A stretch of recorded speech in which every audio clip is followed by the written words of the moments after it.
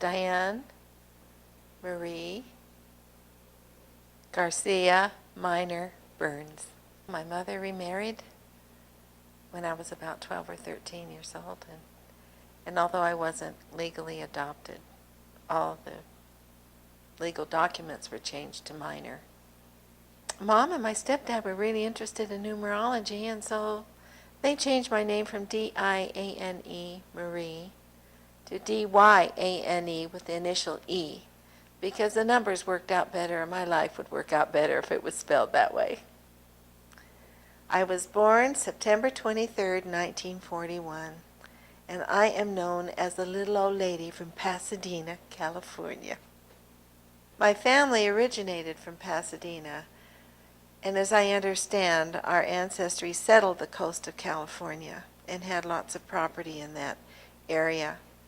My mother was Eva Gloria Cerda, and my father was John James Garcia, commonly known as JJ. Even though I was the only child from the first marriage, I was privileged enough to have two sisters and a brother that I'm very close to from the second marriage. I grew up in all the surrounding areas in Pasadena, South Pasadena, Alhambra, and when Mother married my stepfather, Mark Minor, then we moved to Long Beach, and that's where I spent most of my teen years till I went to college, till I got married. Well, my childhood was wonderful because I lived in a little house with my grandmother, my four aunts, and my mother, because my grandfather had died before I was born. Mom was divorced from my dad before I was a year, so it was just always a house full of ladies and girls. I attended so many schools. I remember the first day I went to school, kindergarten, I had to put a token in the bus, and I took a city bus to kindergarten, which was San Rafael School. Later, we moved to San Gabriel, and then we moved back to Pasadena, then we moved to South Pasadena, then to Alhambra, and I think I went to junior high at South Pasadena Junior High. Then I moved to Long Beach and went to Washington Junior High in Long Beach, and then spent all 3 years of my high school years at Millikan High School in Long Beach. I came to junior high as an outsider, and the moment I walked down the hall, someone came to me and befriended me, and I became part of that little cliquish group, which was also the cheerleaders and the little song leaders. And from there, one of them encouraged me to be in choir, and I could barely sing a note. And that was the beginning of my musical career, was junior high 8th grade choir, which we were very proud of. I used to watch my mother in her dance lessons, and she would go to Hollywood and have a dance lesson from Rita Hayworth's uncle. Rita Hayworth was a famous movie star in the 40s and 50s. And one day the circus came to town, and Mother got a group of her dancing friends together, and she called them La Fiesta Dancers of Pasadena. And I remember watching them rehearse every Sunday for sure, and many times in between. But one day when the circus came to town, they were part of the sideshow, and they were rehearsing, and during a rehearsal, they were resting. I picked up a pair of castanets and taught myself how to play castanets. And then my mother decided that she would send me to Hollywood to do lessons from this same man, and I would do a 2-hour bus ride to Hollywood by myself, and I was 7 years old. And the bus driver would watch me get off the bus and go into the door of the studio. And then he would wait for me as I came into the bus, and I'd do a 2-hour bus ride back to Pasadena. And soon I became the star of the show.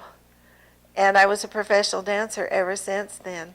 But my special memory about that is on Fridays my mother would have her dance lesson, and I would take the bus in, she would come later, have her lesson, and then after that we would drive with our friends to Alvera Street in LA, which was about half an hour from the studio, where we would stop to the little taquito shop on Alvera Street and have taquitos, which then were 2 for $1. And now I think they're like $2.50 for two taquitos, but it's still there, and we still frequent that place when we visit California. My mother had just had her 16th birthday when I was born, being very independent and very much her own person. Now, I don't ever remember my mom and dad living together with me, but I do remember having visiting rights with my dad and how he would take me off to his favorite place where he would go every night after work and on Sundays, and that was a PT Bar and Grill on Colorado Boulevard and Fair Oaks Avenue. And Mom would dress me up, and I'd have my little gloves on and my cute little purse, and off he'd take me to PT Bar and Grill, and the bartender just loved having me there, and they'd set me high on the bar, and they'd make me a little Shirley Temple and grenadine and 7-Up and a little cherry and a little cute little straw, and I remember sipping in that pretty little champagne glass, and I thought I was the queen.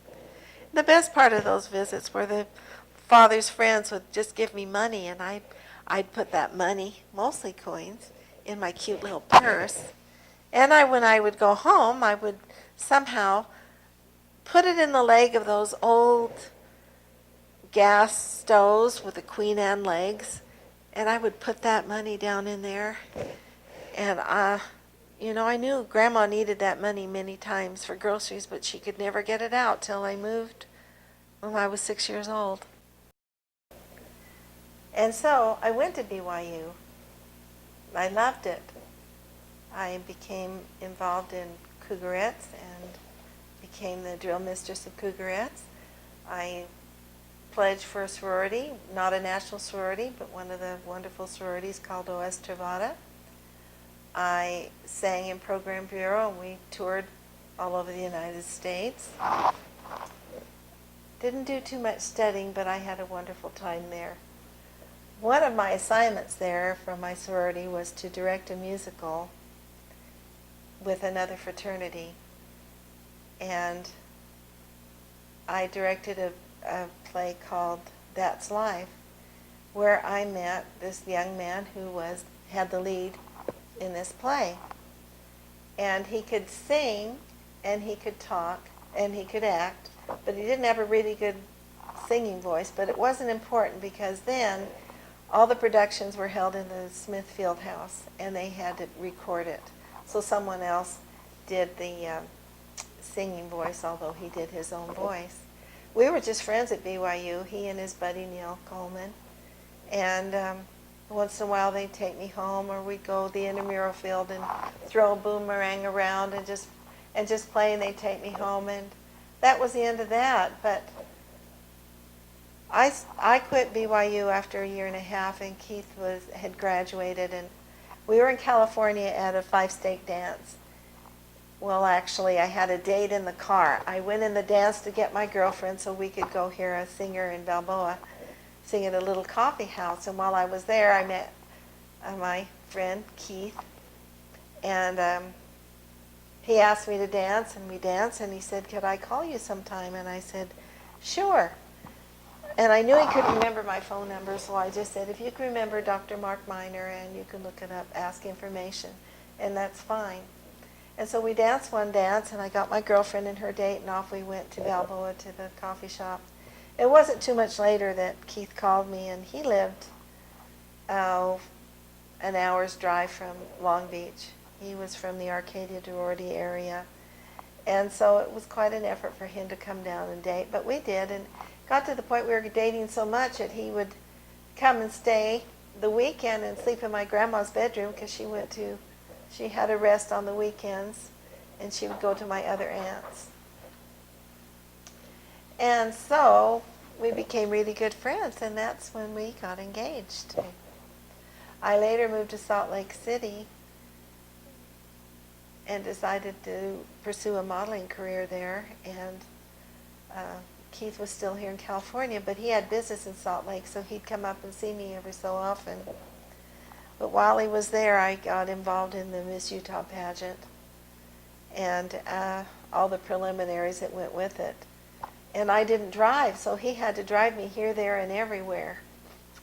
But I remember He drove me to the airport, and off I went to the National Miss USA pageant, carrying my dress bags and my hat boxes and my suitcase, and I got to O'Hare Airport in Chicago, and I only had a 15-minute break, and I had to run carrying all those things in my 3-inch heels from one end of the airport to the other in order to get my flight.